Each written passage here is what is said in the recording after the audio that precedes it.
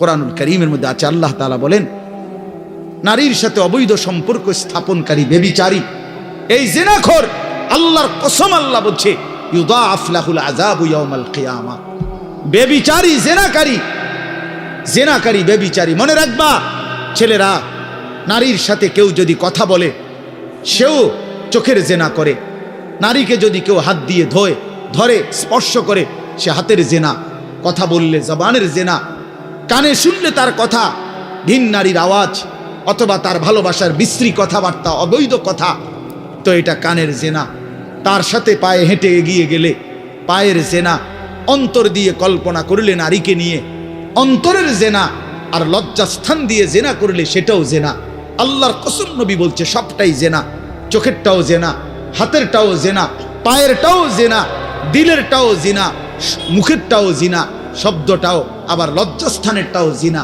অতএব যে কোনো স্বামী স্ত্রীর সম্পর্ক ব্যতীত ভিন নারী, ছবি হোক বাস্তবে হোক, নারীর সাথে যার সম্পর্ক, আল্লাহর কসম, রব্বে কাবার কসম, সে ব্যভিচারী, লম্পট, দুশ্চরিত্র, জেনাকার। আর আল্লাহ বলছে আমি তোরে ডবল ইউদাআফ অর্থ ডবল রিডবল শাস্তি দেব কিয়ামতের দিন। ওয়া ইয়াখলুদ ফীহি মুহানা, এবং আল্লাহ বলে তারে বেইজ্জতি কইরা, লাঞ্ছিত কইরা চিরস্থায়ী জাহান্নামে ফেলে দেব। দোস্ত আমার, মনে রাখো বাপ, আমি খোলামেলা বললাম, আমি পরিষ্কার বললাম। হাজারো ছেলে তোমাদের চেহারা দেখে বোঝা যায় ভাইয়া, এখানেও তোমরা অনেক ছেলে চেহারা দেখলে বোঝা যায় আজকের সারা দিনে এক ওয়াক্ত নামাজ পড়ো নাই। কেমনে এত বড় পাষাণ হইলা? আল্লাহকে এইভাবে কেমনে ভুলে গেলা? কেমনে ভুলে গেলা? কোরআন শরীফের আমি দুইটা কথা বলি। একটা কোরআন শরীফের আয়াত আছে, আমার বাপ আপনাদেরকেও শুনাই, আপনারা আপনাদের ছেলেদেরকে বইলেন। প্রয়োজনে ছেলেটাকে হাতে ধরে একটাবার চোখের পানি ফেলেন, মেয়েটারে হাতে ধরে চোখের পানি ফেলেন। আল্লাহ কোরআনে বলছে ফাবি আইয়ি হাদিসিম বাদাহু ইউমিনুন। 29 নম্বর পারায় সূরা মুরসালাতের মধ্যে এই আয়াতটা আছে। আল্লাহ বলে বান্দা, এই 30 পারা কোরআন আমি নাজিল করেছি, আমার সর্বশ্রেষ্ঠ কথা এগুলো। 23 বছরে আমি আমার রাসূলের কাছে এগুলো নাজিল করেছি তোমাদের জন্য। এক একটা কথা বান্দা কোরআনুল কারীমের মধ্যে আমি বারবার বলছি, আকিমুসসালাহ আকিমুসসালাহ আকিমুসসালাহ 80 বারের চাইতে বেশি বলছি। ইয়া আইয়ুহাল্লাযীনা আমানু, হে ঈমানদারগণ, হে ঈমানদারগণ। 89 বার, 8, 9, 89 বার আল্লাহ এই শব্দ দিয়ে আমাদেরকে ডেকেছেন, হে ঈমানদারগণ, হে ঈমানদারগণ, হে ঈমানদারগণ। 89 বার ডাকছে। 80 বারের চাইতে বেশি নামাজের কথা আল্লাহ বলছে ইত্তাকুল্লাহ ইত্তাকুল্লাহ ইত্তাকুল্লাহ ইত্তাকুল্লাহ। আল্লাহকে ভয় করো, আল্লাহকে ভয় করো, আল্লাহকে ভয় করো। ওয়াইলুন ইয়াউমাইদিল লিল মুকাদ্দিবিন, সূরা মুরসালাতের একটা সূরাতে 10 বার, এক সূরার 50টা আয়াতের মধ্যে 10 আয়াতে এক কথা আল্লাহ 10 বার বলছে যে বান্দা তোমরা যারা নাফরমান, মিথ্যাবাদী, সেদিন আখিরাতে তোমাদের জন্য জাহান্নাম, জাহান্নাম, জাহান্নাম, জাহান্নাম, জাহান্নাম 10 বার বলছে। তো আল্লাহ বলতে চাচ্ছে বান্দা, এতবার বললাম, এতভাবে বললাম, এত বড় শ্রেষ্ঠ কোরআন নাজিল করলাম, তুমি বান্দা এবার আমারে বলো যে বান্দা আমি আর কতবার বললে, আর কেমনে বললে, আর কোন কিতাব নাজিল করিলে এক একটা কথা আর কতবার বললে তুমি আমারে মানতা, তুমি বলো। বলো মুসলমানের সন্তান, আর কতবার বললে তুমি নামাজ পড়তা? এই কথা যখন তোমার সামনে হাসরের ময়দানে ভাবে আল্লাহ জিজ্ঞেস করবে যে আর কতবার বললে বান্দা তুমি আমারে সেজদা করতা, কি জবাব দিবা বাপ? আর কতবার বললে তুমি সুদ ছাড়তা? 30 বছর মুসলমান সুদ খায়,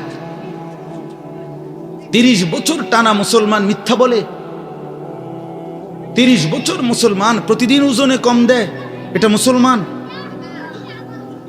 30 বছর ধরে মুসলমানের ঘরে প্রতিদিন রঙিন টেলিভিশনে নাচ গান নর্তকীর ছবি চলে, প্রতিদিন টেলিভিশন চলবে, এটা জিন্দেগি? এটাই জীবন? 60 বছর বয়স আপনি এখনো বিড়ি সিগারেট খাবেন? এটাই কথা ছিল? 60 বছর বয়স, এখনো আপনি চা দোকানে টেলিভিশন দেখবেন, এই কি কথা ছিল চাচা? হাহা, কবরে যাবেন কোন দিন? তাইলে মরণের কথা মনে পড়বে কোন দিন? যুবক ভাই বলো, 365 দিনে একটা বছর কোনোদিন ফজরের নামাজ পড়লা না, এ কেমন জিন্দিগি তোমার? তুমি আল্লাহরে এতটা ভোলা কেন ভুলে গেলা? এভাবে ছেড়ে দিলা কেন ভাই আমার? এই হলো একটা প্রশ্ন। আরেকটা প্রশ্ন হইল, লাকাদ মান্নাল্লাহু আলাল মুমিনিনা ইজ বাআসা ফীহিম রাসূলাম মিন আনফুসিহিম। আমার এটুকু কথা মনোযোগ দিয়ে শুনেন সবাই। নবী সাল্লাল্লাহু আলাইহি সাল্লামের ব্যাপারে আল্লাহ বলছে, বান্দা, হে আমার ইমানদার বান্দা, এই পৃথিবীর সমস্ত নিয়ামত আমি দিয়েছি সবার জন্য। আসমান, জমিন, চন্দ্র, সূর্য, আলো, বাতাস, রোদ, বৃষ্টি, হাসি, কান্না, আনন্দ, বেদনা, স্ত্রী, সন্তান, গাছ, ফল, ফুল, ক্ষেত, ফসল, টাকা পয়সা, জায়গা, জমি, এগুলো তো আমি সবাইকে দিছি। কিন্তু তোমরা ইমানদারগণ শুনো, আমি মহান আল্লাহ রাব্বুল আলামিন তোমাদের জন্য একজন আলাদা আমার সর্বশ্রেষ্ঠ রসুল, কলিজার টুকরা, আমার সবচেয়ে প্রিয় মাহবুব, আমার বন্ধু, আমার আখিরি রসুল নবী মুহাম্মদুর রাসূলুল্লাহ সাল্লাল্লাহু আলাইহি সাল্লাম, তাকে আমি তোমাদের জন্য দিয়েছি। এটা আমার সর্বশ্রেষ্ঠ নিয়ামত। বলেন আলহামদুলিল্লাহ, বলেন আলহামদুলিল্লাহ। তো আল্লাহ নবী সাল্লাল্লাহু আলাইহি সাল্লাম, আপনাদের কাছে এই কথাটা বলি, যুবক ভাই তোমাদের কাছেও বলি, হাসরের ময়দানে মনে রাখো ভাইয়া, নবী সাল্লাল্লাহু আলাইহি সাল্লাম উম্মতের আমলনামা দেখবে, উম্মতের আমলনামা দেখবে নবী। আর দেখা নবী সাল্লাল্লাহু আলাইহি ওয়াসাল্লাম উম্মতের এই আমলনামা হাতে নিয়ে যখন দেখবে, পৃষ্ঠার পর পৃষ্ঠা, ফজরের নামাজ নাই, 30 বছর মিথ্যা বলে, 30 বছর সুদের লেনদেন, 40 বছর হারামের ব্যবসা করছে, কোনো দিন 5 ওয়াক্ত নামাজ পড়ে নাই, স্ত্রী পর্দা করে নাই, ছেলেটা নামাজ পড়ে নাই, ঘরের মধ্যে অনবরত টেলিভিশন চলছে। প্রিয় ভাই আমার, বাপ আমার, আল্লাহ নবী সাল্লাল্লাহু আলাইহি সাল্লাম সেদিন চোখের পানি ফেলবে আর বলবে, উম্মত, এটা কি আমলনামা নিয়ে আসছো? উম্মত, তুমি আমার এত বড় বেইজ্জতি কেমনে করলা? আমি 23টা বছর তোমাদের জন্য কেঁদেছিলাম। সারা রাত এশার নামাজের পরে নবী দাঁড়াইছে কানতে কানতে, ফজরের আজান পর্যন্ত নবী উম্মতের জন্য দোয়া করছে আর চোখের পানি ফেলছে। তায়েফের পাথরের আঘাতে পিঠটা ছিদ্র করে ফেলছি, ক্ষুধার কষ্টে পেটে পাথর বেঁধেছিলাম। উহুদের দান শহীদ করা রক্ত নিয়ে উহুদের ময়দানে পড়েছিলাম বেহুশ হয়ে। ঘরের চুলায় 3 মাস আগুন জ্বলে নাই। এত কষ্ট, এত চোখের পানি, এত ক্ষুধার কষ্ট, এত রক্ত, বিনিময়ে উম্মত এটা কি নিয়ে আসলাম? নামাজ কই, সেজদা কই, রুকু কই, ফজর, জোহর, আসর, মাগরিব, এশা কই, হারাম থেকে বাঁচা কই, হালাল উপার্জন কই, জিকির কই, তেলাওয়াত কই, আমার সুন্নাত কই? কেমনে এমনে ভুলে গেলা উম্মত? আমার এত বড় বেইজ্জতি কেমনে করলা? আমার এত বড় অপমান কেমনে করলা? কি জবাব দিবেন বলো ভাই? আমার কথা শেষ ভাই। কি জবাব হইতে পারে তখন? আল্লাহ তাআলা বলবেন, আল্লাহ তাআলা বলবেন, বান্দা, আমি আর কেমনে বললে তুমি মানতা? নবী বলবেন, উম্মত, আমি আর কত চোখের পানি ফেললে তুমি আমার কথা মনে করতে? আর কত রক্ত ঝরাইতাম আমি? 23টা বছর আমি শুধুই কাঁদছি, শুধুই কাঁদছি, সারা রাত কেঁদেছি। ভাই আমার, দোস্ত আমার, বন্ধু আমার, নওজোয়ান ছেলেরা আমার, নষ্ট হইও না, নষ্ট হইও না। প্রিয় বন্ধু, আজীবন ফিলিস্তিনি রক্ত ঝরবে আর আরাকানে রক্ত ঝরবে, আর তুমি আর আমি নিরাপদ থাকবো, এটা ছিল, এটা যারা ভাবছিলা, আজ ইসকনের গুন্ডারা, ইসকনের সন্ত্রাসীরা এটা প্রমাণ করে দেখাইছে। ইসকনের গুন্ডারা, ওই হিন্দু সন্ত্রাসীরা, এরা প্রমাণ করে দিছে তোমাদের আমাদের সবাইকে, যে মুসলমানের বাচ্চা সুযোগ পাইলে তোদের কাউকে ছাড়বো না। এই জন্য আমার মুসলমান ভাইয়ের, শহীদ সাইফুল ইসলাম আলিফ, অ্যাডভোকেট সাইফুল ইসলাম আলিফের তাজা রক্তে চট্টগ্রামের জমিনে এই ইসকনের গুন্ডারা সন্ত্রাসীরা দিনে দুপুরে প্রকাশ্য দিবালোকে এই 92% মুসলমানের বাংলাদেশে, যে দেশে কালেমার উচ্চে ফজরের আজানে যে দেশে ভোর হয়, যে দেশের কোটি কোটি জনগণ মুসলমান, সে দেশে প্রকাশ্যে দিবালোকে ইসকনের গুন্ডারা সন্ত্রাসীরা এরা আমাদের মুসলমান একজন অ্যাডভোকেটকে জবাই করে ফেলছে। শুনেছো বন্ধু? এটা কি ভাবছ? জিন্দেগি শুধু মোবাইল টিপতে টিপতে শেষ হইব? তুমি কোনোদিন মুসিবতে পড়বা না? না, হ্যাঁ, এইভাবেই মনে করছো জিন্দেগি, এই রং তামাশার জীবনটাই শেষ। বাপ কিছু বলে না, মা কিছু বলে না, স্ত্রী কি, স্বামী, সন্তান সব আলাদা আলাদা, সবাই সবার মন মতো চলতেছো। ভাইয়া, এরই নাম জীবন? বেঈমান বুঝাইয়া দিছে, এই জমিনে রক্ত ঝরাইয়া বুঝাইছে। অনেক মানুষ তো বলে সবসময়, আমরা হুজুররা কেন চিল্লাই, আমরা কে এত কিছু চিল্লাই? আরে বন্ধু, আমরা তো এই কথাই বুঝাইতে চাই যে কাফের বেঈমান সুযোগ পাইলে হুজুর, পাবলিক, জনগণ কাউরে ছাড়বে না। নাই তো অ্যাডভোকেট সাইফুল ইসলাম তো হুজুর না, কথা বলেন না কেন? তো ওরে জবাই করলো কেন? ওরে জবাই করলো কেন? এই বাংলাদেশে কত মুসলিম নেতা আমাদের জাতির কত বড় বড় রাহবারদেরকে, ওলামায়ে কেরামকে আপনার জেলখানায় পুরাইছে, বছরের পর বছর করে ফেলে রাখছে। কই বাংলাদেশের মুসলমান তো কোনোদিনের বিনিময়ে কারো রক্ত ঝরায় নাই। তাহলে ওই বেঈমানরা তাদের একজন কাফের, ওই চরিত্রহীন, তার নামে অসংখ্য নারী নির্যাতন, শিশু নির্যাতনের অসংখ্য অভিযোগ তার নামে, তারে বহু জায়গা থেকে বহিষ্কৃত করছে। এই চিন্ময় কৃষ্ণ দাস নামে একজন কাফের মুশরিক বেঈমান চরিত্রহীনের জন্য তারা মুসলমানের বাংলাদেশে জলজ্যান্ত একজন মানুষকে জবাই করে ফেলছে। আজকে আবার পেঁয়াজের ধমক দেয়, পেঁয়াজ বন্ধ করে দিবে, আলু বন্ধ করে দিবে। ইন্ডিয়া থেকে আমাদেরকে ধমকায়, আমরা পেঁয়াজ বন্ধ করে দিবে। আলু তার আব্বার, পেঁয়াজ কি ইন্ডিয়ার আব্বার? কথা বলো না মিয়া। তাইলে কিসের ভয় দেখায়? 110 কোটি জনগণ তাদের। আরে মুসলমান তো 110 কোটিকে ভয় পায় না, 210 কোটিকে ভয় পায় না। আমাদের সংখ্যা হিসাব না, আমাদের শুধু একজন, আগেও একজন, এখনো একজন, আগামী তো আমাদের একজন, তিনি আল্লাহ। তিনি কে? বলো যুবক, আরো জোরে বলো যুবক, দাঁড়ায় বলো নওজোয়ান, দাঁড়াও জওয়ান, ওঠো নওজোয়ান, দাঁড়াও জওয়ান, দাঁড়াও জওয়ান, জাগো নওজোয়ান, ওঠো নওজোয়ান, হিম্মত করো নওজোয়ান, তাকবীর বলো জওয়ান, তাকবীর বলো জওয়ান, জোরসে বলো জওয়ান। নারায়ে তাকবীর! ইসলামের শত্রুরা, ইসলামের শত্রুরা, নারায়ে তাকবীর! ইসলামের শত্রুরা, নারায়ে তাকবীর!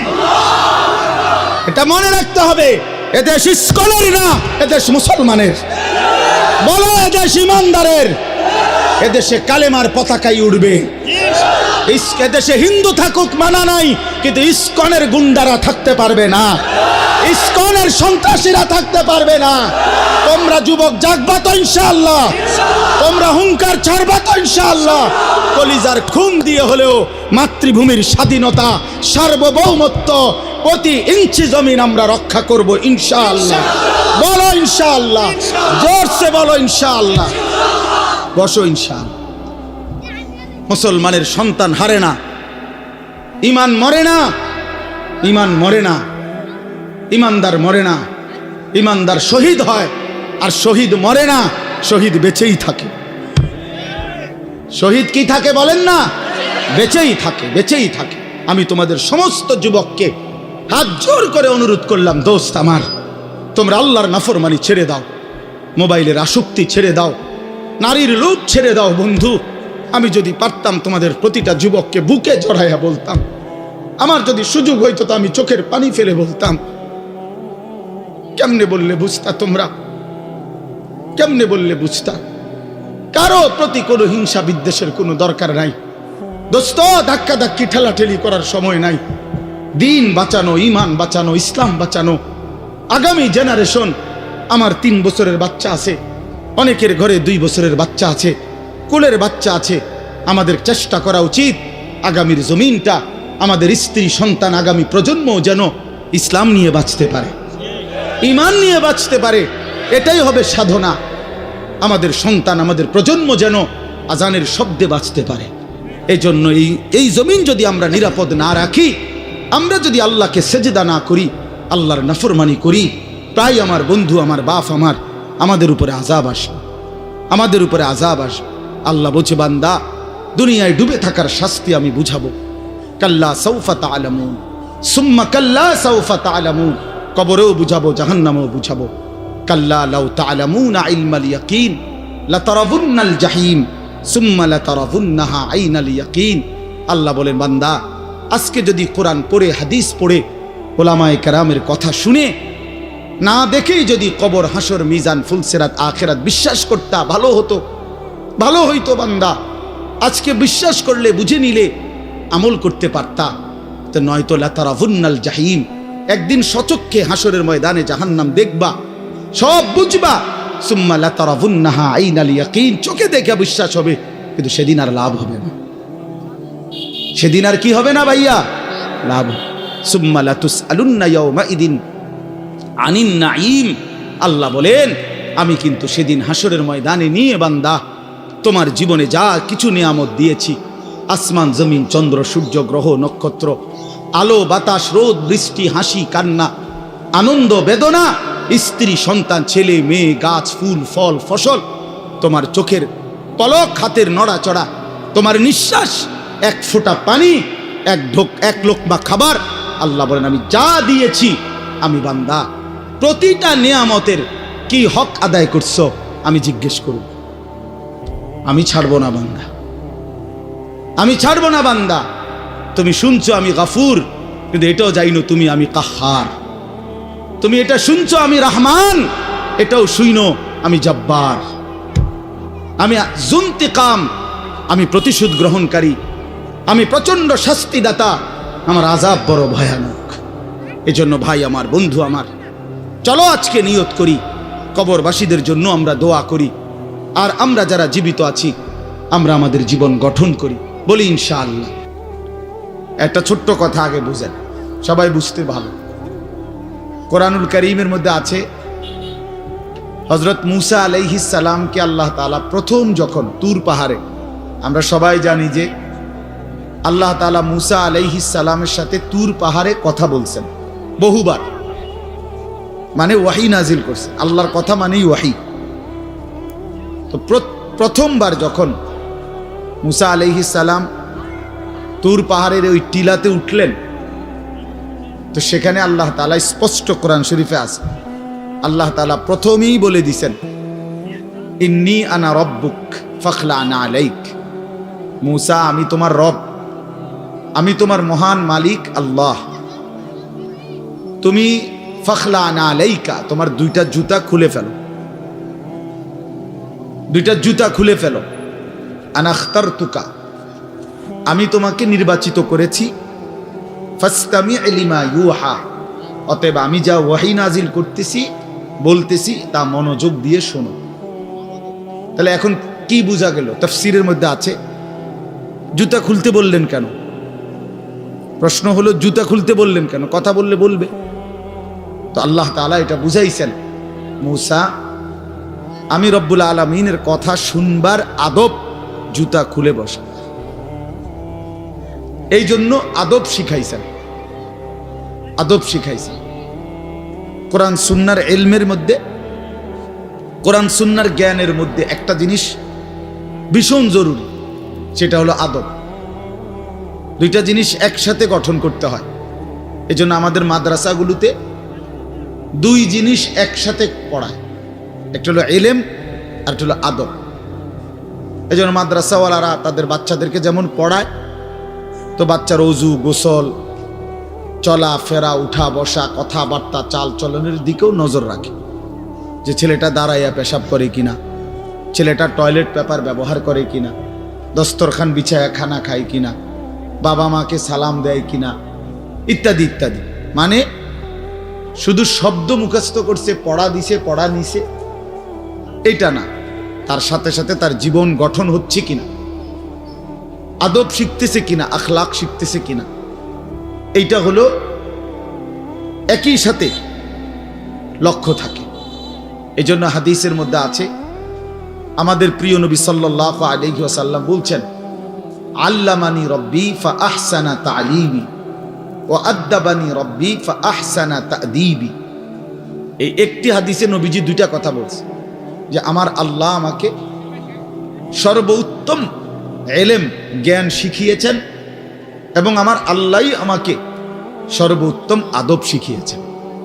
তাহলে একই সাথে বলছে নবীজি, আল্লামানি রব্বি আদ্দাবানি রব্বি, আল্লাহই আমাকে এলেম শিখিয়েছেন, আল্লাহই আমাকে আদব শিখিয়েছেন। কেন নবীজি বাম পাও দিয়া টয়লেটে ঢুকছেন? কেন ডান পাও দিয়া মসজিদে ঢুকছেন? মনে করেন এই যে প্রতিটা নড়াচড়া, হাত্তাল হারাকাত ওয়াস সাকানাত, নবীজির প্রতিটি স্থিরতা, প্রতিটা নড়াচড়া সবটাই আল্লাহ তাআলার ফয়সালা, আল্লাহ তাআলার পক্ষ থেকে নির্ধারণ করা। তিনি সাহাবীদের সাথে পরামর্শ করছে অথবা নিজে নিজে ভাবছে যে কেমনে শুইলে ভালো হয়, কেমনে হাঁটলে ভালো হয়, না না, আল্লাহ তাআলার পক্ষ থেকে নির্ধারণ করে দেওয়া।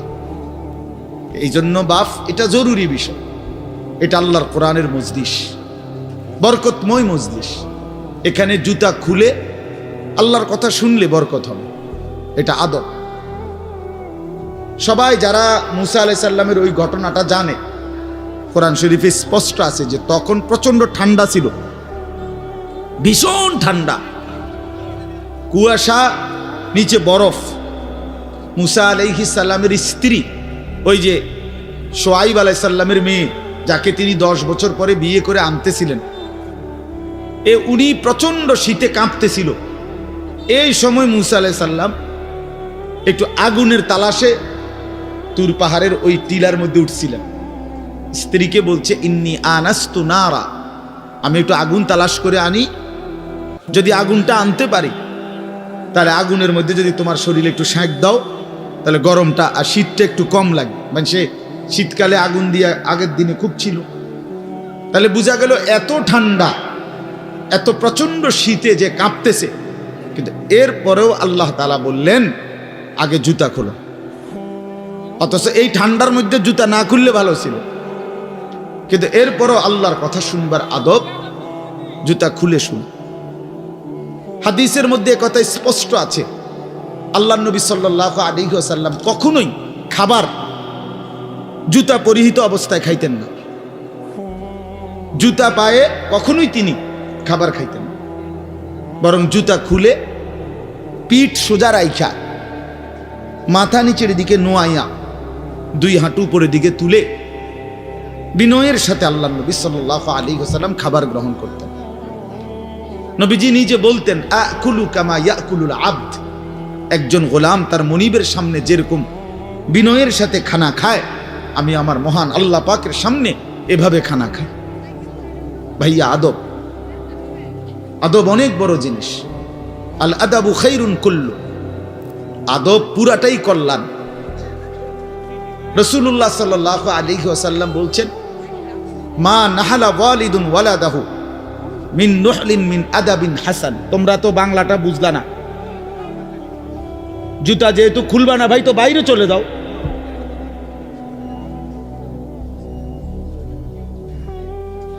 আশ্চর্য মানুষ। না না, অনেকের আছে গাদ্দারি স্বভাব, যে আমি যেমনি আছি এমনি শুনবো। এটা সিধা করতে হবে। জিন্দেগি যদি সোজাই না হয় তো বললাম কারে, বললাম কাকে? শুধুই কেবল ভাইয়া শুনলাম, একজনের পরিচিতি আছে, একজনের জনপ্রিয়তা আছে, একজনের সুর আছে, একজনের টান আছে, একজনের জোরে গলার আওয়াজ আছে, তো এই কারণে জড়লাম। কি ফায়দা এতে ভাই? কথা বোঝেন নাই? আমারে মনে করেন 1 কোটি মানুষ চিনে, তো আপনার লাভ কি? আমারে 10 কোটি মানুষ চিনে, সারা পৃথিবী চিনে, তো আমারে চিনলে তোমার লাভ কি? তুমি কি বদলাইলা? এটা না দেখার বিষয়। আমি আমার জন্য কি গ্রহণ করলাম, এখানে কার জনপ্রিয়তা আছে না নাই, এটা দিয়ে কে ঘাস কাটে? জনপ্রিয়তা দিয়া হয় কি? কিচ্ছু না, কিছুই না। পৃথিবীর জনপ্রিয় অজনপ্রিয় সব মানুষই ভাত খায়, তো আর জনপ্রিয়তার আলাদা ভ্যালু কি? ঘুম যায়, পেশাব পায়খানা করে, তো আর এনে কি আহামরি কি? এটা কিচ্ছু না, এটা ধোঁকা ছাড়া আর কিচ্ছু না, ধোঁকা। এই জন্য ভাই আমি আবারও অনুরোধ করছি, তোমরা কষ্ট পাইও না, প্যান্ডেলের ভিতরে দাঁড়াইও না। আমি অনুরোধ করলাম কমপক্ষে প্যান্ডেলের ভিতরে ভাই মাহফিলের যেই যুব সমাজরা আয়োজন করছো ভাই, তোমাদের কাছে অনুরোধ আমার, তোমরা কয়েকজন কমপক্ষে স্বেচ্ছাসেবকের দায়িত্ব পালন করো।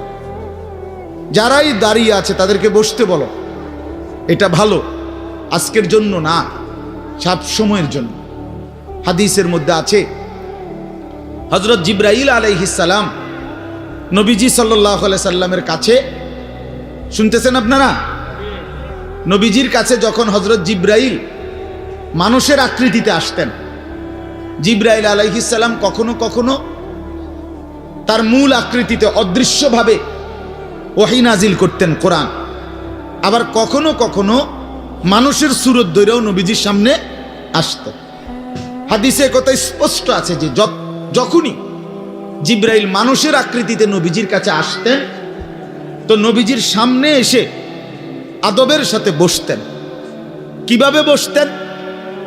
হাদিসের এই শব্দটা পর্যন্ত আছে, ফাসনাদা রুকবাতাইহি ইলা রুকবাতাইহি। মনে করেন নবীজি এদিকে ফিরা, তো জিবরাইল ওইদিকে মুখোমুখি মুখোমুখি বসতেন, এভাবে যে উভয়ের হাঁটু বরাবর, বুক বরাবর, চোখ বরাবর, এইভাবে মনোযোগ দিয়ে জিবরাইল আলাইহিস সালাম নবী সাল্লাল্লাহু আলাইহি সাল্লামের সামনে বসতেন। এরপরে তিনি বিভিন্ন বিষয় বলতেন, শুনতেন, নবীজির সাথে কথা বলতেন। তাইলে আদব এটা। আল্লাহর কোরআনের সামনে, রাসূলুল্লাহ সাল্লাল্লাহু আলাইহি সাল্লামের হাদিসের সামনে সর্বোচ্চ আদবের সাথে বসতে হয়, সর্বোচ্চ। এটা বসা, এটাই নিয়ম। হাদিসের মধ্যে আছে, আরো শুনাই আমি, হাদিসের মধ্যে আছে, হাদিসে কুদসি, কোন নেককার বান্দারা যখন আল্লাহর জিকির, আল্লাহর তেলাওয়াত, আল্লাহর কথা শুনবার জন্য, বসবার জন্য, বলার জন্য বসে, তো এই পুরা মজমা যখন শেষ হয়, তো আল্লাহ ফেরেশতাদেরকে জিজ্ঞেস করে যে আমার এই বান্দাদেরকে কি পুরস্কার দেওয়া যায়? তো তারা বলে, মহান আল্লাহ, আপনার ইচ্ছা। তো আল্লাহ তাআলা বলেন, শুনো, আমার এই প্রিয় বান্দাদের মজলিস যারা বসলো, আমি তাদের সকলকে মাফ করে দিলাম। তো ফেরেশতারা বলে, আল্লাহ, এখানে এমন লোকও আছে যে এমনি আসছিল, দ্বীনি উদ্দেশ্যে আসে নাই, আপনার কথা শুনতে আসে নাই, এমনি বইছিল আর কি, ইন্নামা জা আলি হাজাতিন, ব্যক্তিগত কোনো উদ্দেশ্যে আসছে, তাকেও মাফ করে দিবেন। তখন আল্লাহ তাআলা বলেন হাদিসে কুদসি, হুমুল কওমু লা ইয়াশকা বিহিম জালিসুহুম, এই শব্দটা বুঝাইতে চাই। আল্লাহ তাআলা তখন বলেন, আমার প্রিয় বান্দাদের মজলিস, হুমুল কওমু লা ইয়াশকা বিহিম জালিসুহুম, এমন কওম, যে কওম, আল্লাহ বলে আমার নেক বান্দাদের মজলিস এমন মজলিস যেখানে যেই বসছে আমি আল্লাহ কাউকে বঞ্চিত করি, কাউকেই বঞ্চিত করব না, বরং ফেরেশতারা শোনো, আমি সকলকেই মাফ করে দিলাম। তাহলে এইখানে কথাটা কি? যে জালিসুহুম, আমার নেক বান্দাদের সাথে যারা বসছে আমি সকলকে মাফ করে দিলাম। তাহলে বোঝা গেল বসার গুরুত্বটা আলাদা। এই এতগুলো কথা বলার পরে আর আমার পক্ষে আর কিছু বলার নাই এই বিষয়ে। কোরআন সুন্নাহর আলোকে বললাম। এরপরে কোনো বদনসিব যদি নাই বসে, তার কি করার আছে? তার কি মাথার বাড়ি দেওয়া যাবে? কথা বুঝছেন না? কাজেই এরপরে কোনো দুর্ভাগা না বসলে ঠিক আছে। ইসরাফিলের ফু যেদিন দিবে সেদিনও বহু মানুষ গাফেল থাকবে, হাদিস আছে। ইসরাফিলের ফু হবে, পৃথিবীতে ভূমিকম্প শুরু হবে, জমিন কাঁপতে শুরু করবে, আসমান ভাঙতে শুরু করবে, তখনও গাফলতের মধ্যে বহু মানুষ থাকবে। এই অবস্থাতেই মৃত্যু হবে, এই অবস্থাতেই হাসর হবে। কাজেই গাফেল থাকবেই, গাফেল থাকবেই।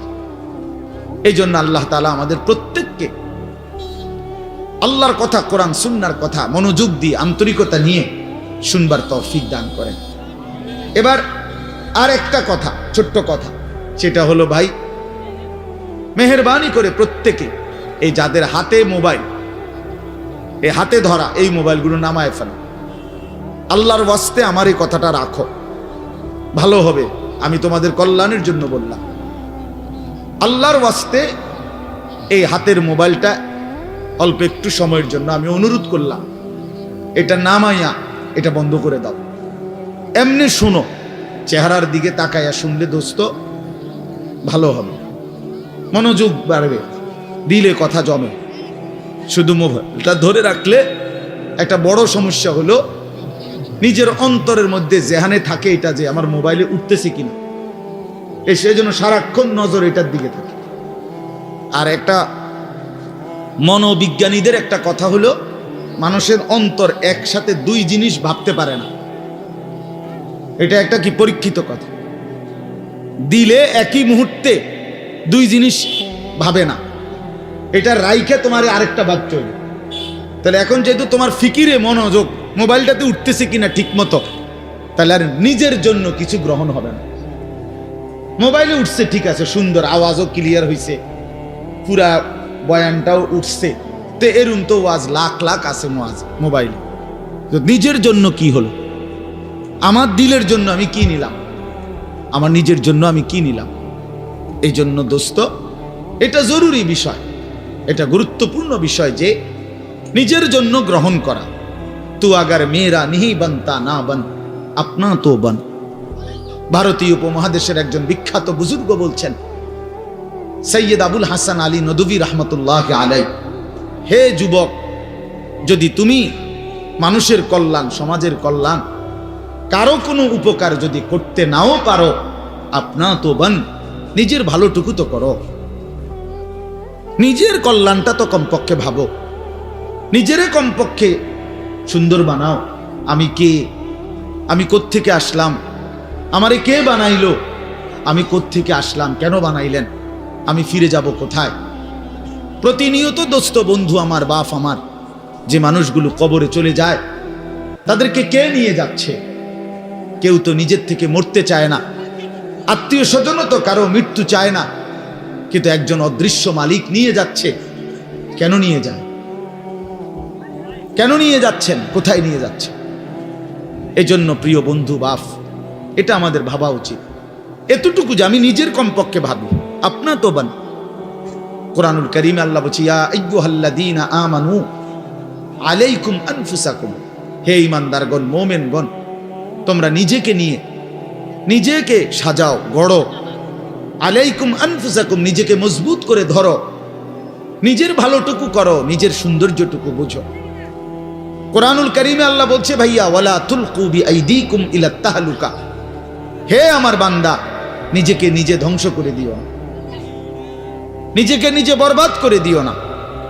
একটা মোটর সাইকেল, অনেক ছেলে পেলে, আমি প্রায় সময় বলি, আমার এতটা মায়া লাগে যে হায়, নিজে একটা মোটর সাইকেল এইভাবে চালায়, মনে হয় একটা কুত্তাও এভাবে দৌড়ায় না, এত দ্রুত গতি। আহা সন্তান, অ্যাক্সিডেন্ট করলে তো তোমারই পাওটা ভাঙ্গা যাবে, অ্যাক্সিডেন্ট করলে তোমার মাথাটা ফাইটা যাবে, অ্যাক্সিডেন্ট করলে তুমি তো রক্তাক্ত হয়ে যাবে। এতটুকু ভালো যদি না বুঝে এই পাগল, এই মাতাল, কি পরিমাণ মাতাল, এ কি পরিমাণ মাতাল। খুব জোরে চালাইলে মানুষে দেখবো, মানুষে দেখতে দেখতে তো তুমি গেছোই গা, তো কি দেখতো মানুষ? এটা দেখবো কি? তা তুমি দেখবার আগে তো তুমিই তো দৌড় দিছো কুত্তার মতো, তো তোমার কি তা চাইতো মানুষ? কি দেখবো? এটা দেখার কি আছে এটাতে? আস্তাগফিরুল্লাহ, আস্তাগফিরুল্লাহ।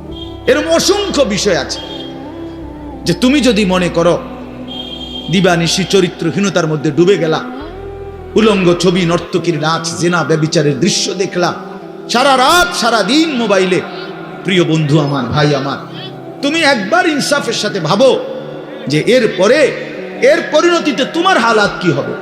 তোমার শরীর, তোমার যৌবন, তোমার যৌন শক্তি তোমার যৌবনের সক্ষমতা, এটা যখন প্রয়োজনের মুহূর্তে হারায় যাবে, তুমি যখন ফকির হইবা, তুমি যখন ফকির হয়ে যাইবা, একদিন শরীরের সক্ষমতার অভাবে যখন ধুকে ধুকে কাঁদবা, দুনিয়া তো বেইজ্জতি, আখেরা তো বেইজ্জতি, তো কি হবে সেদিন? কে তোমার খবর নিবে? কে কার খবর নেয়? স্বার্থপর এই দুনিয়ায় কেউ কারো খবর নেয় না দোস্ত। এই স্বার্থপর দুনিয়ায় কেউ খবর নেয় না। তুমি যেদিন মরে যাবা, আমি যেদিন মরে যাব, সেদিনও পৃথিবীতে সূর্য উঠবে, চাঁদ উঠবে, এই গাড়ি চলবে, সিএনজি চলবে, অটো চলবে, দোকানপাট খুলবে, ব্যস্ত মানুষ সব বাজার ব্যবসা ঠিকই চলবে, সব দৌড়াচ্ছে, শুধু আমি নিস্তব্ধ, শুধু আমি থেমে গেলাম। আমার হাত আর নড়ে না, পা আর নড়ে না, আমার আর চোখ খোলে না, আমার আর জিন্দিগির কোনো স্পন্দন নাই। এরই নাম দুনিয়া, এরই নাম দুনিয়া। বিকাল বেলা যারা জানাজা পড়ছে, এই স্ত্রী ছেলে কাঁদছে সারাদিন বাপের জন্য, স্বামীর জন্য, এই মানুষগুলোই রাত্র 9টায় আবার পাশের বাড়ির থেকে রান্না করে আনছে, এরাই পেট ভরে ভাত খাইতেছে। এরই নাম দুনিয়া, এর নাম দুনিয়া, এর নাম দুনিয়া। এই মানুষগুলো তো একদিন উপাস থাকলো না, আপন সন্তান, আপন স্ত্রী, তাহলে ধোকার এই দুনিয়া কার জন্য সাজাইল? কার জন্য বলেন,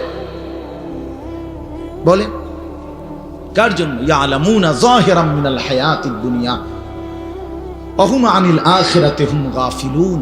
আল্লাহ বলে, বান্দা দুনিয়ার জীবন তো খুব বুঝলা, কিন্তু আখিরাতের ব্যাপারে গাফিল হয়ে রইলা। আমার ছেলেরা, তোমরা বলো ভাই, তোমরা যারা খোদার 365 দিনে একটা বছরে কোনোদিন ফজরের নামাজ কোনোদিন পড়ো নাই, তোমার এই পরিণতি, তোমার এই গন্তব্য শেষ কোথায় তুমি বল?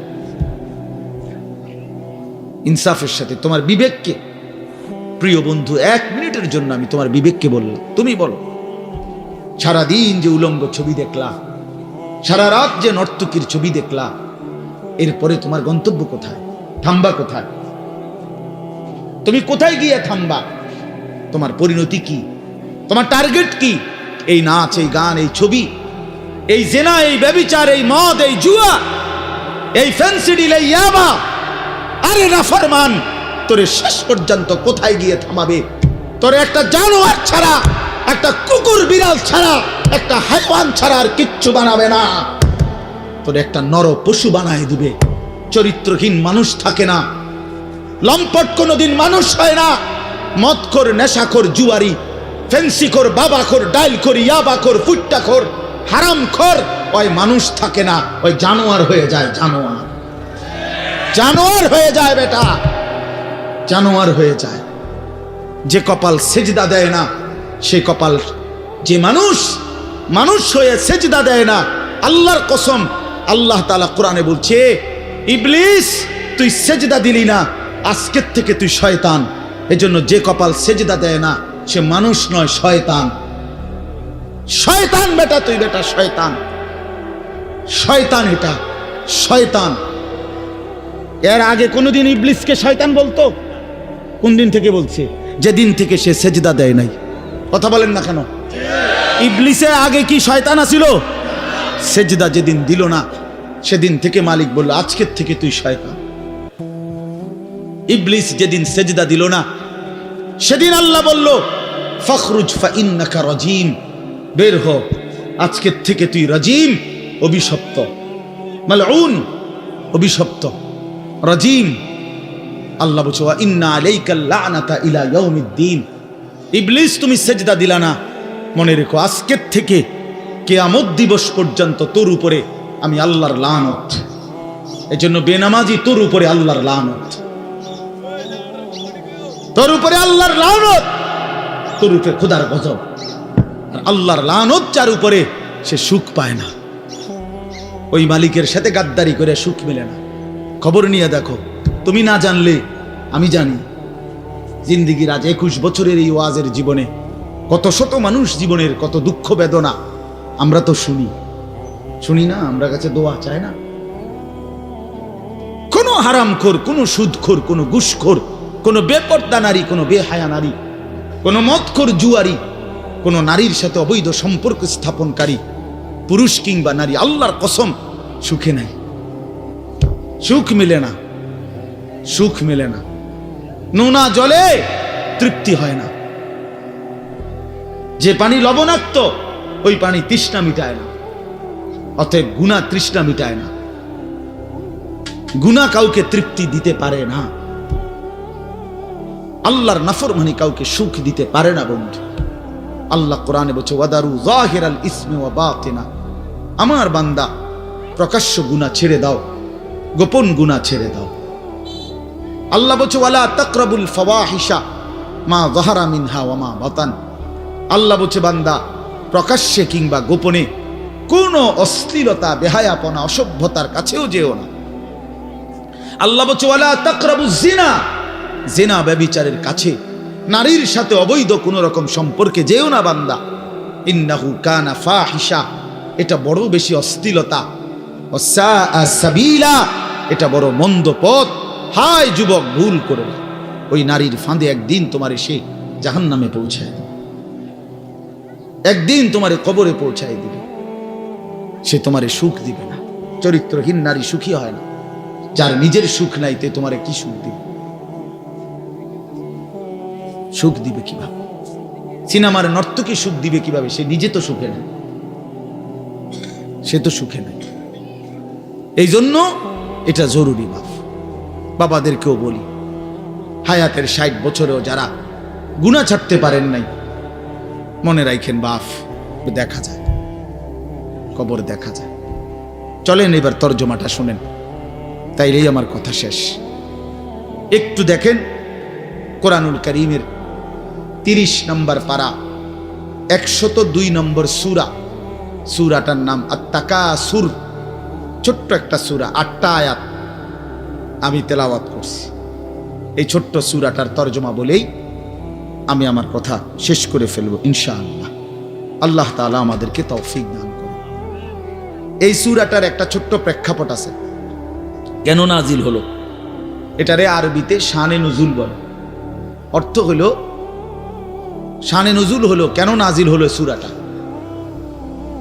রাসূলুল্লাহ সাল্লাল্লাহু আলাইহি ওয়াসাল্লামের জামানায় মক্কায় কুরাইশ বংশের লোকেরা, নবীজির বংশের নাম হলো কুরাইশ বংশ নাকি?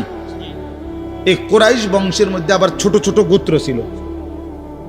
এই ছোট গোত্র, মনে করেন আমার দাদা তো প্রথম, ধরে নিলাম আমগো এই বাড়ি মনে করেন, তো আমার দাদা ছিল প্রথম, দাদা বাড়িটা বাঁধছে কথার কথা। তো এখন আমার দাদার 4 ফুট, মানে আমার বাপ চাচারা 4 জন। তো আগে তো দাদার সাথে বাপ চাচারা 4 জন একসাথেই ছিল। তো দাদা মরে গেল, এখন বাপ চাচাদেরও সংসার বড় হয়ে গেল। ফলে এখন সবাই আবার আলগা আলগা আরো জায়গা জমি কিন্না ডাইনে বামে গদ্দুয়ার করছে, আরো বাড়িঘর বাড়ছে। এখন চাচার বাড়িও আলাদা নামে পরিচয়, জেডার বাড়িও আলাদা নামে পরিচয়, আমগো বাড়িটাও কি আলগা নামে পরিচয়, এমন আছে না? এই আর কি। তো প্রথমত তো বড় বংশটা পুরাটার নাম হলো কুরাইশ, কিন্তু এরপরে আবার এর অধীনে ধীরে ধীরে ছোট ছোট আরো গোত্র ছিল, আরো বংশ ছিল। এই যে ছোট বংশ যেগুলো ছিল, এরা প্রতিনিয়ত, এদের একটা বদভ্যাস ছিল যে এরা নিজেদের মধ্যে অবসর পাইলেই নিজেদের ক্ষমতা, প্রভাব, প্রতিপত্তি, অর্থ সম্পদ, স্ত্রী পরিজন, সন্তানাদি, বংশধর, কার কদ্দুর কত বেশি দুনিয়া, এই নিয়ে নিজেদের মধ্যে বড়াই করত, প্রতিযোগিতা করত, তর্কাতর্কি করতো আর কি। হ্যাঁ, নিজেদের মধ্যে বিতর্ক করত। আমার চাচা এই, আমার জেডা এই, আমার মামা এই, আমগো বাড়িতে এত আছে, টাকা এত, বাড়ি এত, জায়গা এত, জমি এত, তোরার কিতাবেটা, এগুলো আমাদের মধ্যে হয় না এমন? এরকম ওরা প্রচন্ড ভাবে এইটা নিয়ে বিতর্ক করত। অর্থ সম্পদ এবং ক্ষমতা, প্রভাব, প্রতিপত্তি এবং বংশধর নিয়ে নিজেদের মধ্যে গর্ব এবং অহংকার করত, প্রতিযোগিতা করত, কার কত বেশি দুনিয়া দুনিয়া। তো এটা তাদের একটা অভ্যাস ছিল। এর মধ্যে 2টা গোত্র, বনু আব্দে মানাফ এবং বনু সাহাম, ওই কুরাইশের শাখা, এই 2টা গোত্রের নাম।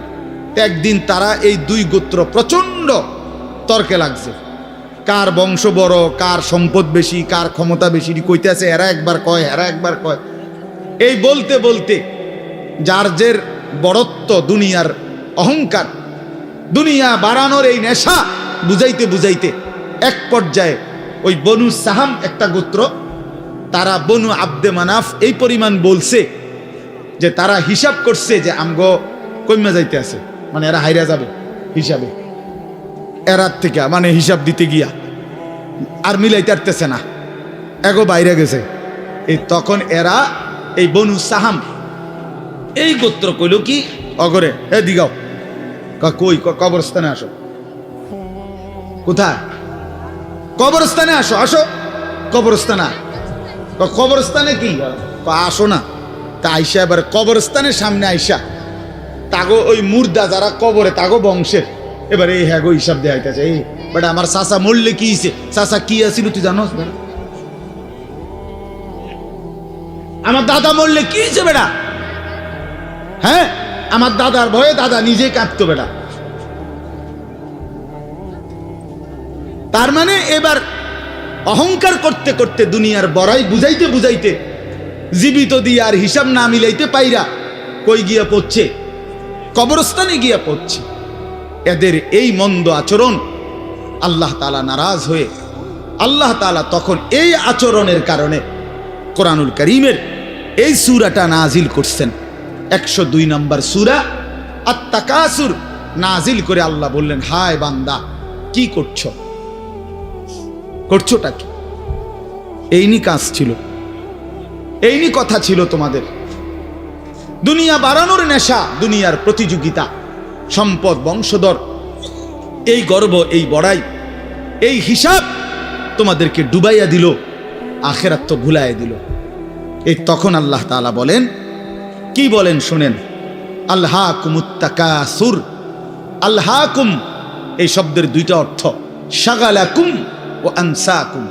আল্লাহ তাআলা বলেন, হায় আলহাকুম তোমাদেরকে ব্যস্ত করে ফেললো দুনিয়া, আর আনসাকুম আল আখিরা তোমাদেরকে আখিরাত ভুলাইয়া দিল। তোমরা কবর ভুলে গেলা, হাসর ভুলে গেলা, পরকালের হিসাব ভুলে গেলা, আখিরাত ভুলে গেলা, আর দুনিয়ার মধ্যে ডুবে গেলা। কি কারণে ডুবলা? কি কারণে আখিরাত ভুললা? আত-তাকাসুর এই বাড়ানোর প্রতিযোগিতা, অর্থ সম্পদ, ক্ষমতা, বংশধর, টাকা পয়সা, মাল দৌলত, এগুলো বাড়ানোর নেশা তোমাদেরকে আখিরাত ভুলাইয়া দিল আর দুনিয়ার মধ্যে ডুবাইয়া ফেললো, ব্যস্ত করে ফেললো। হাত্তা জুরতুমুল মাকাবির। আল্লাহ বলেন, হায় বান্দা এক পর্যায়ে কবরস্থানেই পৌঁছে গেল। এর ডাইরেক্ট কথা, শেষ পর্যন্ত কবরস্থানে চলে গেলা। অহংকার করতে করতে, বড়াই করতে করতে, দুনিয়া সাজাইতে সাজাইতে, দুনিয়া মিলাইতে মিলাইতে।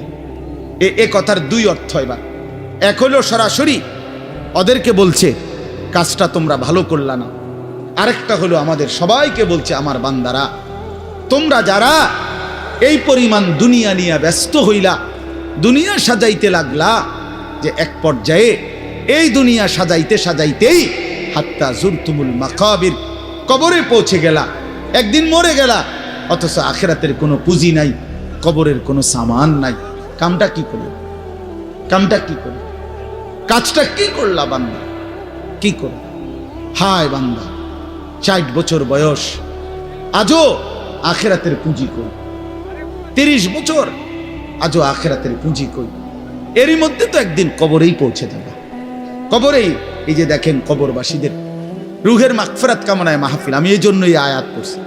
পুরা কোরআনুল কারীমের মধ্যে এই একবারই কবর এই শব্দটা আছে এই সূরার মধ্যে একমাত্র।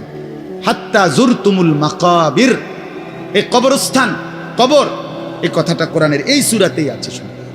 আল্লাহ তাআলা বলেন, বান্দা দুনিয়ার লোভে ডুবে আখিরাতকে ভুলে তুমি বাড়ানোর নেশা, তোমার প্রতিযোগিতা, আরো চাই, আরো চাই, আরো চাই, আরো চাই, এটা তো একদিন তোমার কবরস্থানেই পৌঁছায় দিল।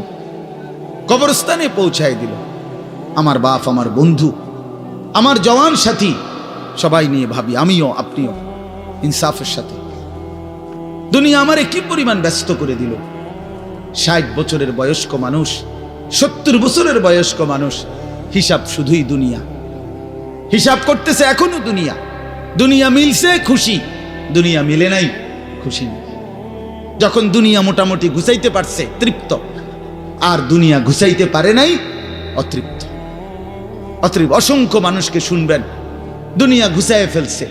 3টা ছেলে বিদেশ পাঠাইছি হুজুর, 4টা মেয়ে বিয়ে দিছি, বাড়িতে একটা বিল্ডিং করছি, 4টা রুম, ভিতরে 2টা বাথরুম, আল্লাহর রহমতে রাস্তার লগে কুদ্দুর জায়গা কিনছি, ব্যাংকেও কিছু টাকা পয়সা জমছে, বাজার সদাই কইরা খাইয়া পইরা আল্লাহর রহমতে আমনগো দোয়ায় 10 জনের দোয়ায় ভালো আছে, খালাস জিন্দেগি মিলে গেছে, জীবনের টার্গেট অর্জন হয়ে গেছে। চাচা তৃপ্ত, 60 বছরের বয়স্ক বাবা তৃপ্ত হয়ে গেছে, তার পৃথিবীতে আসার উদ্দেশ্য অর্জন হয়ে গেছে।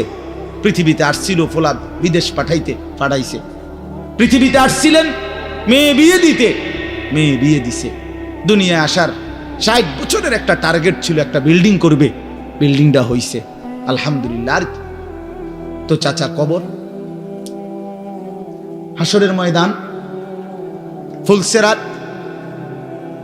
মিজান, আমল নামা, জান্নাত জাহান্নাম, এগুলো কার জন্য? এগুলো কার জন্য? এগুলো কার জন্য? কই সেগুলোর কথাতে বললেন না? ইয়ালামুনা যাহিরাম মিনাল হায়াতিদ দুনিয়া, দুনিয়া তো খুব বুঝলা বান্দা, অহুম আনিল আখিরাতি হুম গাফিলুন, আখিরাতের ব্যাপারে তো গাফিল হয়ে রইলা। যুবক ছেলে, তোমাদের হালাত কি?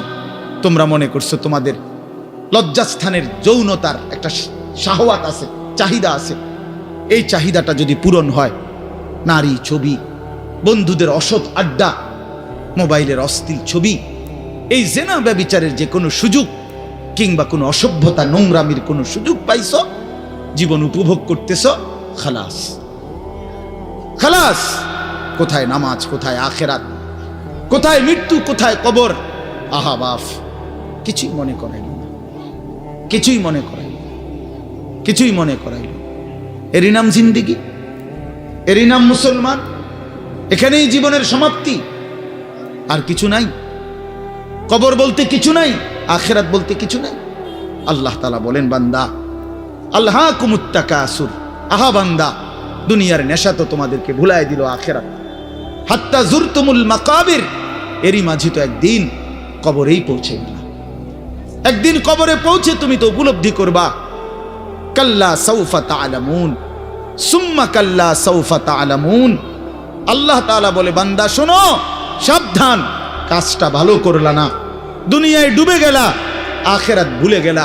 সাউফা তা'লামুন 2 বার বলছে একটা কথা আল্লাহ, অল্প সময়ে তুমি জানতে পারবা, অল্প সময়ে তুমি জানতে পারবা। তাফসীরের মধ্যে লিখছে 2 বার কেন বলল আল্লাহ? আল্লাহ বলেন, হে নাফরমান বান্দা, তোমারে আমি একবার কবরে আযাব দিয়া বুঝাবো তোমার এই নাফরমানির পরিণতি কি, আরেকবার হাসরে নিয়া জাহান্নামের আযাব দিয়া বুঝাবো তোমার এই নাফরমানির পরিণতি কি। তুমি সেদিন বুঝবা বান্দা, আমার কবর কি, আমার আখিরাত কি। রাসূলুল্লাহ সাল্লাল্লাহু আলাইহি ওয়াসাল্লাম বলেন, নাফরমান যখন কবরের প্রশ্নের জবাব দিতে পারবে না, তো আল্লাহ তাআলার পক্ষ থেকে ফেরেশতাদেরকে বলবে, আফরিশুহু মিনান নার ওয়ালবাসুহু মিনান নার ওয়াফতাহু লাহু বাবান ইলান নার। আমার বান্দার কবরের মধ্যে জাহান্নামের বিছানা বিছিয়ে দাও, জাহান্নামের পোশাক পরিয়ে দাও, জাহান্নাম বরাবর দরজা খুলে দাও। ফেরেশতারা এই 3টা কাজ করে এই ফেরেশতারা সরে যাবে। আল্লাহর নবী সাল্লাল্লাহু আলাইহি সাল্লাম বলেন, কবর তখন তাকে একটা চাপ দিবে, এই চাপে এই ব্যক্তি ডান পাশের মাটি বাম দিকে, বাম দিকের মাটি ডান দিকে, এইভাবে আইসা চাপ মারবে।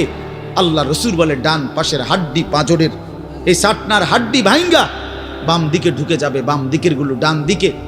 উদাহরণ দিয়ে বুঝাইছে নবী, হাত্তা তাখতালিফা আদলাউহু, এভাবে 2 আঙ্গুল যেমন একটা আরেকটার মধ্যে ঢুকে যায়, হাড্ডি পাঁজরের গুলো এইভাবে একটা আরেকটার সাথে ঢুকে যায়।